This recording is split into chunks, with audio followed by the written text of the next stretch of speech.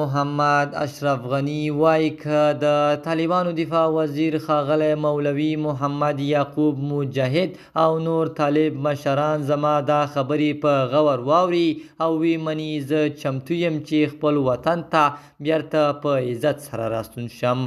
په سلامونو مو هرکلی کوم د صداقت نیوز چینل درنو لیدونکو. سلام، ستړي مشئ، وخت مو په خیر. پام مو راګرځوم د دې ساعت مهم خبر ته او په سر کې یادونه کوم ملګرو که مو چینل نوي سبسکرایب کړی د مهمو خبرونو لپاره در سره صداقت نیوز چینل په درنښت سره سبسکرایب کړئ. ډاکټر محمد اشرف غنی وایي که د طالبانو دفاع وزیر مولوي محمد یعقوب مجاهد او نور طالب مشران زما دا خبرې په غور واوري او وی مني زه چمتو یم چې خپل وطن ته بیرته په عزت سره راستون شم. افغانستان زموږ ګډ کور دی او دا وطن د ټولو افغانانو ګډ امانت دی. زما دا پیغام د مخالفت لپاره نه دی بلکې د سولې، تفاهم او د هیواد د جوړولو لپاره دی. نن افغانستان تر ټولو زیات د باور، عدالت او ګډ کار ته اړتیا لري.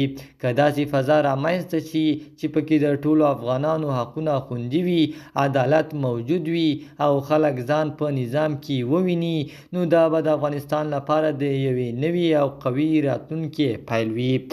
افغانان نور له جګړې ستړي شوي دي. هغوی سوله غواړي، کار غواړي او یو آرام ژوند غواړي. هیڅ نظام یوازې د زور په وسیله نشي پاتې کېدی بلکې د خلکو په باور او ملاتړ دوام کوي. زه هیڅ شرط د مخالفت لپاره نه ږدم.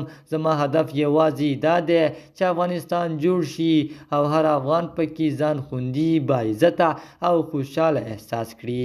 که د اعتماد او همکارۍ فضا رامنځته شي، زه به چمتو یم چې خپل وطن ته راستون شم او د هیواد د جوړولو په کار کې برخه واخلم. د صداقت نیوز چینل درنو لیدونکو، دا زمونږ د دې ساعت چمتو شوی خبر. د نورو مهمو خبرونو لپاره در سره صداقت نیوز چینل په درنښت سره سبسکرایب کړئ. تر بیا ښې چارې، د الله په امان.